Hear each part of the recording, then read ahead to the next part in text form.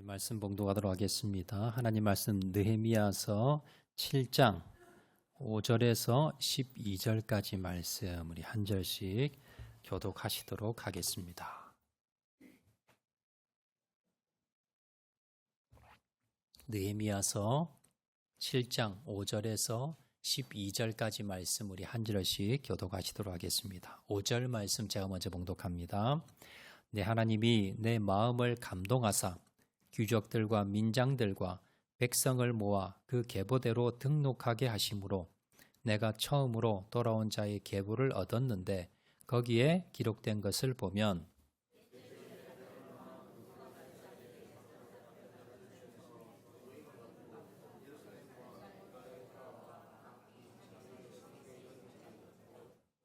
스룹바벨과 예수아와 느헤미야와 아사랴와 라함야와 나하마니와 모르드게와 빌산과 미스베렛과 미그웨와 느훔과 바하나와 함께 나온 이스라엘 백성의 명수가 이러하니라.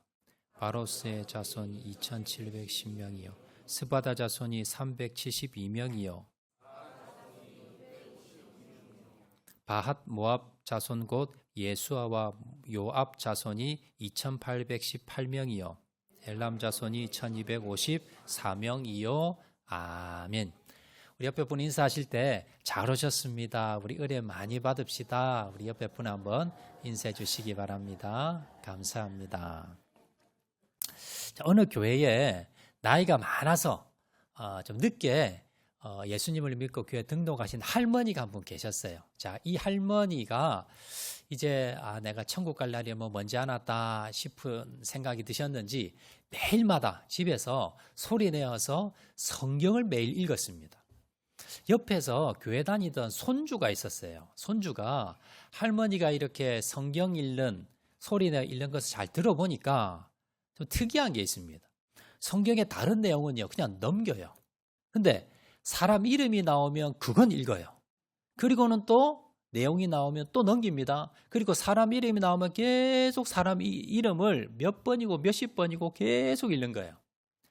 그래서 손자가 물었습니다. 할머니, 왜 성경의 다른 부분은 안 읽고 사람 이름만 나오면 그렇게 수십 번을 계속 읽습니까? 라고 물어봤어요. 자, 그러니까 이 할머니가 뭐라고 대답했느냐? 얘야, 내가 곧 이제 하나님 앞에 갈 건데, 천국에 갈 건데, 내가 천국에 가면 이 성경에 나오는 이름들, 이 사람들 만날 건데, 그 사람 만나면 내가 아는 체도 해야 되고, 그 사람 같이 있을 건데 내가 좀 이름은 알아야지, 딴 거는 필요 없잖아. 내가 그 사람 만날 건데. 이렇게 이야기를 했다는 거예요. 뭐 재밌는 이야기인데요. 오늘 이렇게 본문에 보시면요. 느헤미야서 7장에 보면 오늘 시간이 없어서 다 봉독은 못했는데요. 여러분 7장에 보시면 사람 이름들이 엄청 많이 나옵니다. 성경에 이런 성경들이 있지요. 그래서 뭐 족보라든가 이런 사람 이름들 발음하기도 힘들고 누군지도 모르고, 아니 이 성경에 하나님은 왜 이렇게 많은 이름들을 적어 놓으셨을까? 그 의미를 우리가 오늘 이 7장을 통해서 한번 살펴보는 시간을 가지도록 하겠습니다. 우리가 이런 성경을 보면 제가 설교하는 것도 좀 힘들고요. 여러분도 읽기도 참 힘들잖아요. 그러나 하나님께서는요, 다 뜻이 계셔서 이러한 내용들을 적어 놓았고요. 오늘 우리가 이 내용을 한번 살펴볼 건데요. 자, 우리가 앞에 살펴본 대로 느헤미야는 52일 만에 기적적으로 무너진 예루살렘 성벽을 재건을 하게 됩니다. 자, 그리고는 느헤미야 얼마나 힘들었겠습니까? 사실 이 성벽 건축하는데도 참 힘이 드는데 느헤미야는요 목적이 여기 있는 게 아닙니다. 우리가 1장에서 6장까지 느헤미야의 그 성벽 공사에 대해 살펴보았는데요. 자, 7장에서 이제 마지막 장까지 보면 느헤미야가 원래 하고 싶었던 게 있었습니다. 그건 뭐냐면 이스라엘 나라 재건인 거예요. 유다 땅을 다시 이 유다 나라를 재건을 하고 예루살렘 성을 재건을 하고 그리고 성전을 다시 재건해서 이스라엘 백성들의 신앙을 회복하는 것, 이것이 느헤미야의 목적이었습니다. 자, 그래서 느헤미야는 이제 7장에 보면 본격적으로 이 일을 하게 되는데요. 자, 7장 앞 우리 1절에서 우리 3절까지 살펴보았는데, 자, 그 앞절에 보면 지난 시간 뭘 했다고 나옵니까? 첫 번째는요, 예배하는 사람을 세웠습니다. 느헤미야가 이스라엘 백성들 우선순위 1번이 뭡니까? 예배입니다. 예배가 무너져 있었어요. 그래서 예배하는 사람을 세웠고요. 자, 두 번째 지도자를 세우게 되는데, 자, 하나니와 하냐냐. 그래서 자신의 동생과 또 영문 관원이었던 하나냐, 이렇게 두 사람을 세워서 지도 체제를 완성하게 됩니다. 자, 그리고 이제 오늘 본문이 시작이 되는데요. 오늘 본문에 보면 뭘 했느냐? 인구 조사를 하게 됩니다. 느헤미야가 왜 인구 조사를 하게 되었는가? 그 이유가 바로 4절에 보면 우리 힌트가 나오는데요. 4절 상반절로 다 같이 한번 읽어보겠습니다. 시작. 그 성읍은 광대하고 그 주민은 적으며. 예루살렘 성을 이제 성벽을 만들고 이제 성을 재건하려고 하는데, 문제는 뭐냐면 성읍은 광대하다. 예루살렘 성 안은요 엄청 넓어요. 그런데 문제는 뭐냐면 그 안에 살 주민이 적다는 겁니다. 자, 원래부터 예루살렘 성 안에 주민이 적은 것은 아니었습니다. 바벨론에게 남유다가 망하기 전에 예를 들어 여호사밧 왕 때에 남유다 인구가 몇 명이었냐? 약 100만 명. 자, 그 중에서 예루살렘 성에 수십만 명이 살고 있었습니다. 자, 그런데 바벨론에 의해서 나라가 망하고요. 수십만 명에 이르는 많은 사람들이 바벨론으로 포로로 끌려가게 됩니다. 자, 그리고 이 남은 백성들도 이 성벽이 무너지고 성이 완전 초토화됐기 때문에 살 수가 없어요. 그래서 여기저기 흩어서 살면서 이 성 안에 사는 사람들이 수가 급격하게 줄어든 겁니다. 느헤미야가 와서 이제 성벽을 만들어 쌓았습니다. 그리고 성을 안에 보니까 사는 사람이 너무 적은 거예요. 그래서 사람들을 다시 여기 예루살렘 성 안에 사는 사람들, 또 예루살렘 성 안에 살아야 될 사람들, 이런 사람들을 다시 모아야 되겠다라고 싶어서 사람들을 다 모으고요. 그리고 인구 조사를 하게 되었더라라는 겁니다. 근데 왜 이렇게 사람들이 적을 수밖에 없었는가? 자, 70년 만에 이제 고국으로 돌아올 수 있는 길이 열리게 됩니다.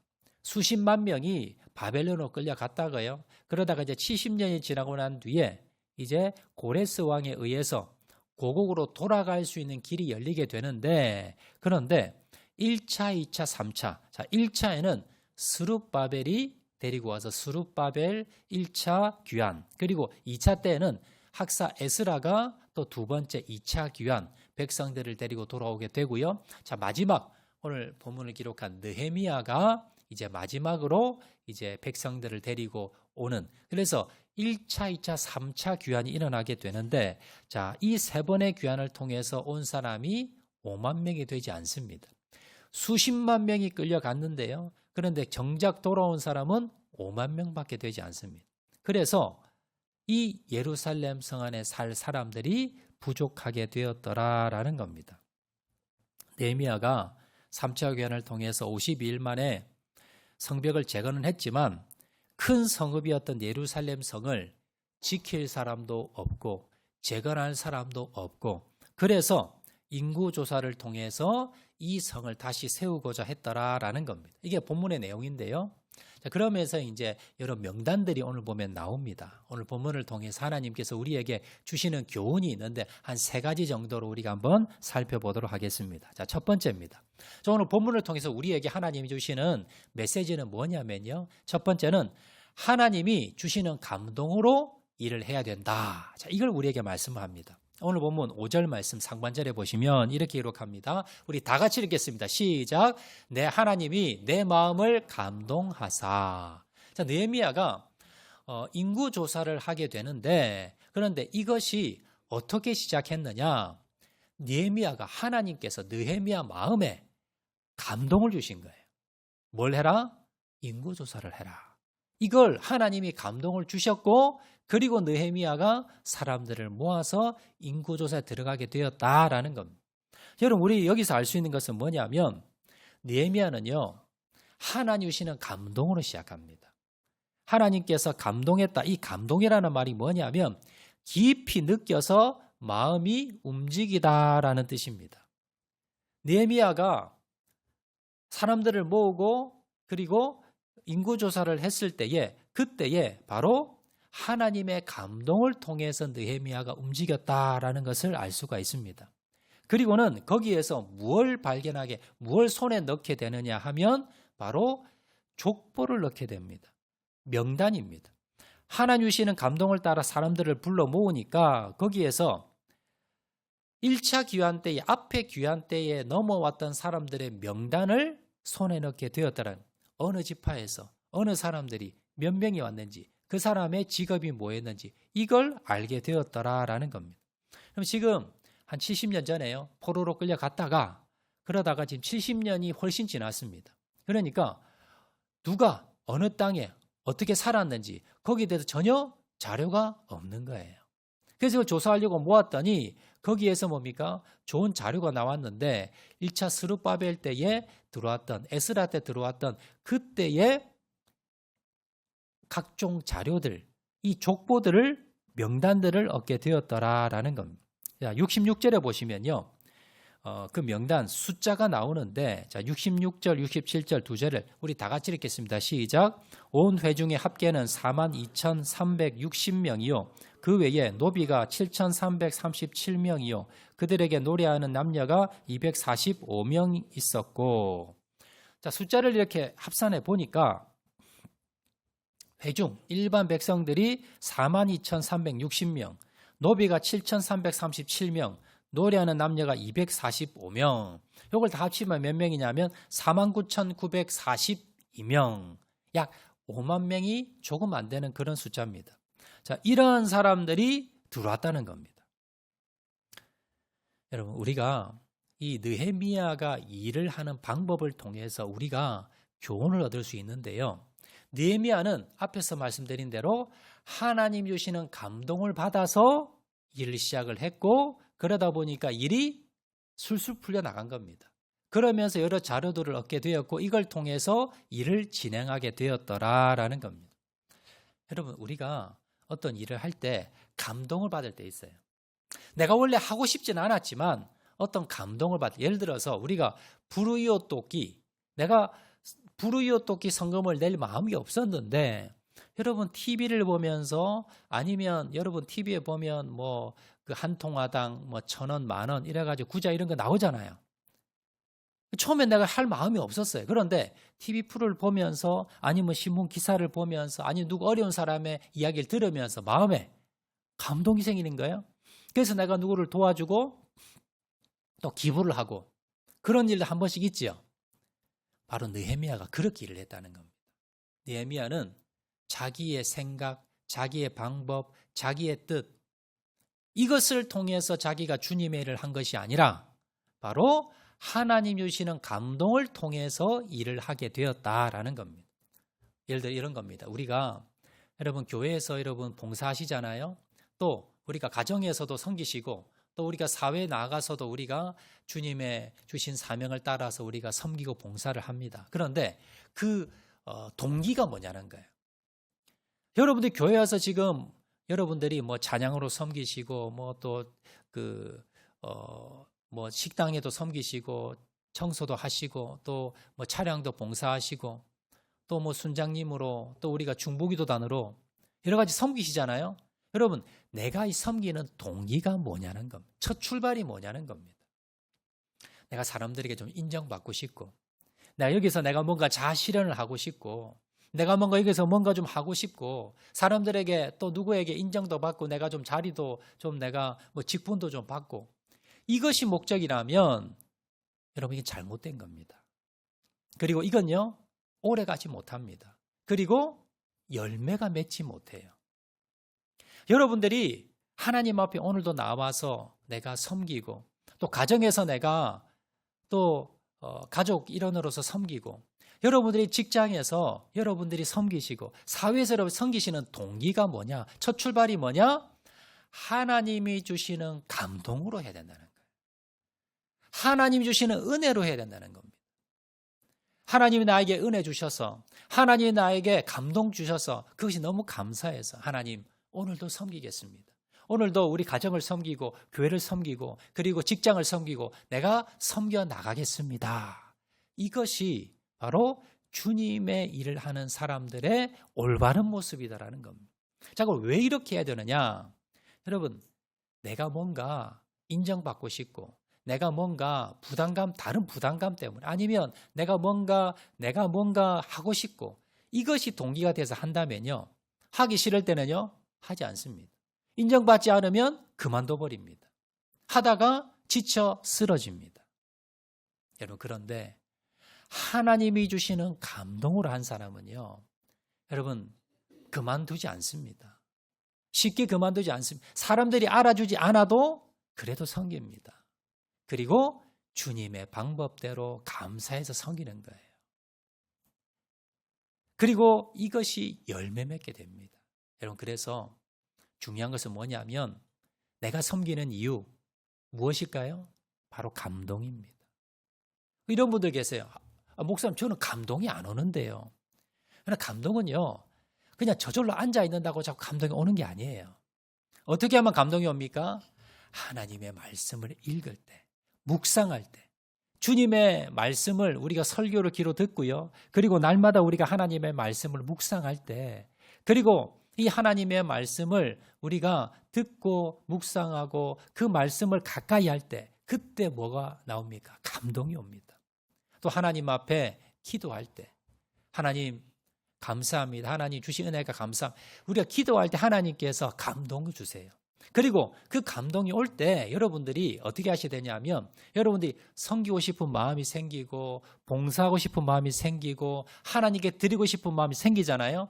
이거 성령님이 나에게 주시는 마음이에요. 감동이에요. 근데 여러분들이 이걸 순종을 하지 않고 여러분들이 시간이 없는데, 아니 내 형편 뻔한데, 아니 내가 지금 다른 거 할 일이 많은데, 그러면서 여러분들이 그 감동을 소멸을 시켜버리면요, 그걸 순종하지 않으면 내 안에 성령님이 점점 소멸이 됩니다.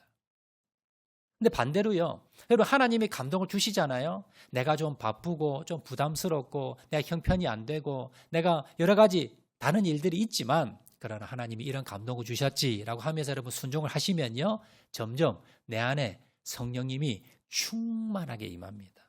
은혜가 넘칩니다. 그리고 여러분, 작은 일에 내가 마음이 흔들리고 상처받지 않아요. 여러분이 그래서 중요한 것은 뭐냐면 하나님이 주시는 감동을 사모하는 겁니다. 하나님의 감동을 받기 위해서 내가 은혜의 자리로 나가고 하나님의 말씀을 묵상하고 그리고 기도하며 나가는 거예요. 하나님 은혜 주세요. 하나님 감동을 주세요.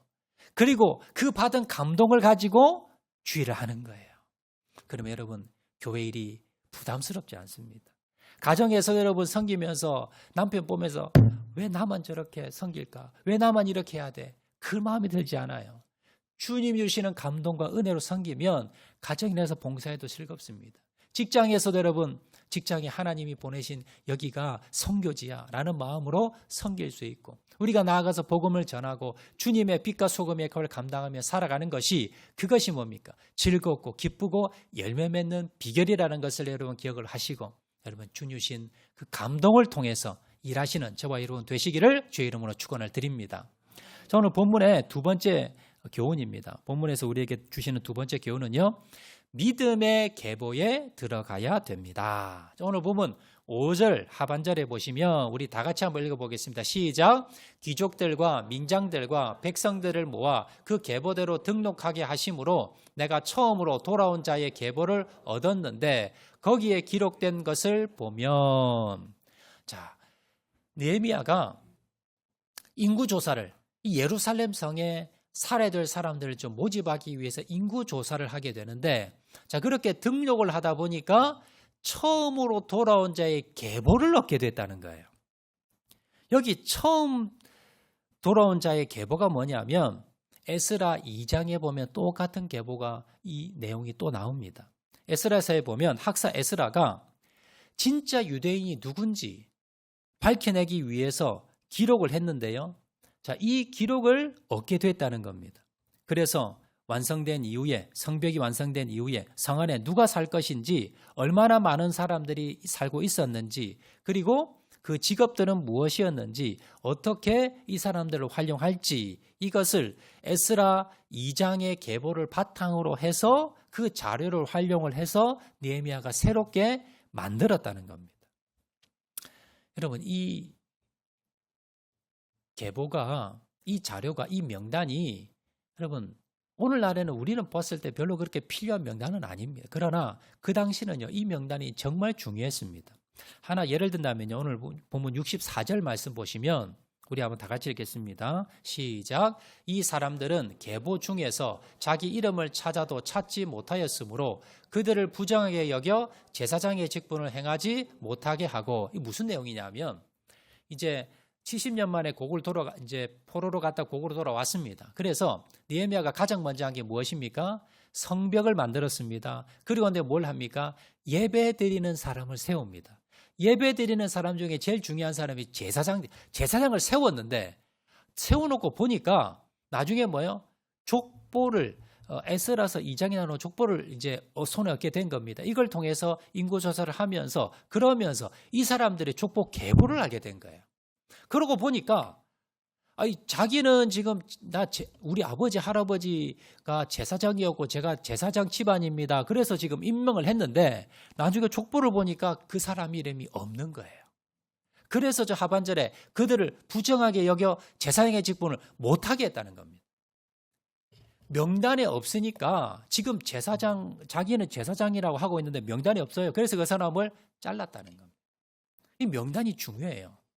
오늘날 우리가 살다가 여러분 명단이 중요한 것을 한 번씩 깨달을 때가 있는데 뭐냐면 우리 자녀들이 대학 이제 입학 시험을 쳤습니다. 그러면 그 입학 합격자 명단 그거 얼마나 중요해요. 그 우리 아들 자녀 이름이 들어가야 되잖아요.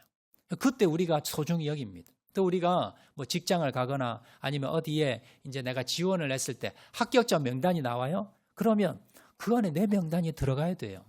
그때 우리는 명단에 들어가는 게 이렇게 중요하구나라 한 번씩 깨닫게 됩니다. 자, 그런데 여러분 오늘날에도 이런 명단이 중요하지만 여러분 그보다 더 중요한 명단이 있습니다. 그 뭐냐면요. 천국의 생명책에 우리 명단이 들어가야 되는 거예요. 여러분 내가 이 땅을 떠나서 이제 천국에 갔습니다. 하늘나라 갔습니다. 천국에 들어가려고 하는데 입구에서 생명책 명단을 보니까 펼쳐보니까요. 내 이름이 없어요. 그럼 어떻게 됩니까? 들어갈 수 있어요? 없어요? 잘 모르시겠습니까? 천국 입구에 들어갔는데 그 천국에 들어갈 수 있는 명단책이 있다는 거예요. 생명책이에요. 자, 그 생명책에 내 이름이 없어요. 자, 그럼 들려보내줍니까? 안 들려보내줍니까? 안 들려보내죠. 어디에 나옵니까? 계시록 20장 15절에 나옵니다. 우리 다 같이 읽겠습니다. 시작. 누구든지 생명책에 기록되지 못한 자는 불못에 던져지더라. 여러분 생명책에 내 이름이 기록되지 않으면 불못, 지옥에 던져진다는 거예요. 다른 말로 천국에 못 들어간다는 겁니다. 여러분 그러면 여러분 생명책 여러분 이름 적혀 있습니까? 대답이 없어요. 여러분 이거 중요합니다. 여러분 이름 생명제 적혀 있습니까? 없습니까? 여러분 있어야 돼요. 어떻게 알아요? 천국에 가봐야 돼요? 아니요. 내 안에 예수님 계시면 됩니다. 오늘도 내 안에 예수님 계셔. 성령님을 통해서 내 안에 예수님 확실히 계셔. 이 확신이 있는 분들은요. 생명책에 여러분 있는 사람들입니다. 여러분 그래서 매일마다 여러분들이 점검해야 될 것은 뭐냐면 대학 입시에 우리 아들 이름이 없어도 여러분 취업하는 데에 여러분 그 모집 명단에 내 이름이 없어도 그거 내년에 해도 돼요. 근데 생명책에 내 이름이 없으면 내가 오늘 죽어서 천국 가도요 못 들어간다는 거예요. 여러분 날마다 뭘 점검하셔야 돼요? 내 안에 주님 계신지, 내 안에 살아계신 주님이 내 안에 지금 계신지, 이걸 뭐예요? 날마다 확인하셔야 돼요. 그래서 저 생명책에 내 이름이 빠지지 않고 그 생명책에 확실하게 내 이름이 기록되어 있는지를 날마다 여러분 점검해 보시면서 내 안에 주님이 나와 동행하시고 나와 함께 하시고 그 음성을 날마다 듣는다면, 내 안에 계신 주님을 내가 느낀다면 여러분 생명책에 내 이름이 있구나. 여러분 이걸 날마다 확인하시고 나가시는 저와 여러분 되시기를 주의 이름으로 축원을 드립니다. 자, 세 번째 오늘 본문이 우리에게 주시는 세 번째 교훈은 뭐냐면요. 하나님은 우리의 헌신을 기억하신다는 사실입니다. 자, 하나님의 성전은요. 누군가의 헌신을 통해서 지어집니다. 오늘 이 자리에 우리 학장로교회 건물이 성전이 이렇게 아름답게 지어져 있는데요. 누군가가 헌신했기 때문에 누군가가 건축헌금 했기 때문에 이 자리에 이 건물이 지어진 겁니다. 마찬가지로요. 여러분, 이 당시에 원래 솔로몬 성전이 있었는데 다 무너졌습니다. 자, 그리고 이스라엘 백성들이 포로로 끌려갑니다. 그리고는 스룹바벨을 중심으로 해서 스룹바벨 총독이거든. 스룹바벨 중심으로 해서 1차 귀환이 일어나고요. 이 스룹바벨이 제일 먼저 와서 한 게 뭐냐? 성전 짓는 겁니다. 그래서 그 성전을 제2성전 스룹바벨 성전이라고 합니다. 그런데 그 성전이 그냥 지어진 게 아니라 많은 사람들의 헌신을 통해서 지어졌는데 그 내용이 70절에서 72절에 나옵니다. 우리 다 같이 읽겠습니다. 시작. 어떤 족장들은 역사를 위하여 보조하였고 총독은 금 1000드라크마와 대접 50과 제사장의 의복 530벌을 보물 곳간에 드렸고 또 어떤 족장들은 금 2만 드라크마와 은 2200마네를 역사 곳간에 드렸고 그 나머지 백성은 금 2만 드라크마와 은 2000마네와 제사장의 의복 67벌을 드렸느니라. 여기 보시면 이걸 왜 기록했을까? 오늘로 말하면요. 여러분 주보 보시면 우리 향기로운 제물로 해서 헌금 명단 나왔죠. 이걸 여기 기록했다는 거예요. 성경에. 이걸 왜 기록했을까요? 너무 귀하기 때문에. 여러분 하나님이 아마 그러실 거예요. 솔로몬 성전 정말 아름답습니다. 정말 규모도 어마어마하게 컸고요. 정말 대단한 건축물이었습니다. 그런데 아마 제 생각에는요. 하나님께서 그 솔로몬 성전보다 이 두 번째 스룹바벨 성전은 돈이 없어서 정말 초라하게 지었습니다. 그렇지만 이건 정말 눈물로 지은 성전이에요. 포로로 끌려갔다 70년 만에 돌아오는 그 사람들이 무슨 돈이 많았겠습니까? 포로로 갔다 끌려오는데요. 다시 돌아왔는데 그들이 십시일반으로 헌금을 내어서 그래서 이 스룹바벨 성전을 지었다는 거예요. 자, 그 중에 제일 많이 헌금한 사람이 누굽니까? 70절에 총독은 이 총독이 누구냐면 이 스룹바벨입니다. 이 사람이. 스룹바벨이 금 1000드라크마와 대접 50과 제사장 의복 530벌을 헌금한 거예요. 그래서 그걸 가지고 성전을 지은 겁니다. 여러분 이거 왜 기록했을까요? 하나님이 이 사람들의 헌금, 헌물, 이 건축 헌금을 너무너무 감동받으신 거예요. 그렇게 기록한 겁니다. 여러분들이 하나님 앞에 남몰래 드렸던 그 헌금, 그 헌물, 그 하나님께서 저 천국에 이렇게 기록하신다는 사실 여러분 기억하시기 바랍니다. 여러분들이 사람들은 알아주지 않지만 그러나 여러분들이 섬겼던 여러분의 헌신, 여러분의 수고, 여러분의 봉사, 여러분의 헌금, 헌물 이 모든 것을 하나님께서 이렇게 기록하셔서 저 천국에 하나님이 잊어버리지 않으시고 여러분 기록해놓고 기억해놓고 계신다는 사실 여러분 기억하시기 바랍니다. 여러분 이 내용을 통해서 우리가 무엇을 알 수 있습니까? 첫 번째는요. 우리의 헌신, 우리의 수고가 기억된다는 사실.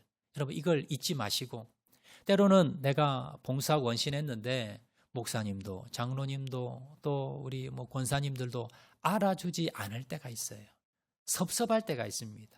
여러분 그렇지만 사람은 알아주지 않아도 하나님은 기억하시구나. 여러분 그걸 기억하시기 바랍니다.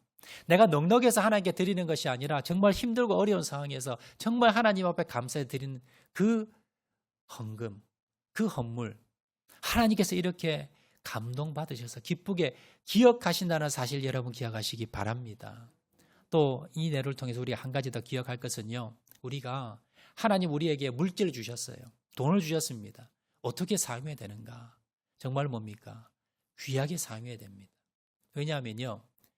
이 세상에 지금 돈은 하나님보다 더 힘이 셉니다. 그래서 예수님께서 뭐라 하셨느냐? 마태복음 6장 보면요. 한 사람이 두 주인을 섬기지 못할 것이니 너희가 하나님과 재물 겸하여 섬기지 못할 것이다 라고 말씀하셨어요. 돈의 위력이 얼마나 된다? 하나님 정도 된다는 거예요. 우상 우리가 섬기는 신처럼 된다는 겁니다. 그래서 돈과 하나님을 같이 겸해서 섬기지 못한다. 그만큼 돈의 위력이 있다는 겁니다. 여러분 돈이 우상되지 마시기 바랍니다. 돈에 끌려다녀서 돈에 노예되지 마시기 바랍니다. 여러분 그러면 돈도 잃고 신앙도 잃고 생명도 잃습니다. 여러분 그래서 돈은 뭐하는 거? 제가 여러 번 말씀드려요. 돈은요. 사랑하는 사람을 위해서 쓰는 게 돈입니다. 모으는 게 돈이 아니고요. 쫓아가는 게 돈이 아니고 여러분, 돈은 사랑하는 주님을 위해 쓰고요. 사랑하는 우리 가족을 위해서 쓰고 내 사랑하는 사람들을 위해서 잃어버린 영혼들을 위해서 주의 나라를 위해서 쓰는 게 돈입니다. 그래서 주님, 우리가 돈에 노예되지 않고 돈이 우상되지 않게 도와주시고 사랑하는 주님을 위해서 사랑하는 자들을 위해서 내가 쓸 수 있는 저를 되게 도와주시옵소서. 그렇게 간구하고 기도하고 나가시는 저와 여러분 되시길 주의 이름으로 축원을 드립니다. 말씀 맺도록 하겠습니다. 오늘 본문을 통해서 우리가 한 번밖에 없는 인생입니다. 여러분, 인생 두 번 사는 사람 없잖아요.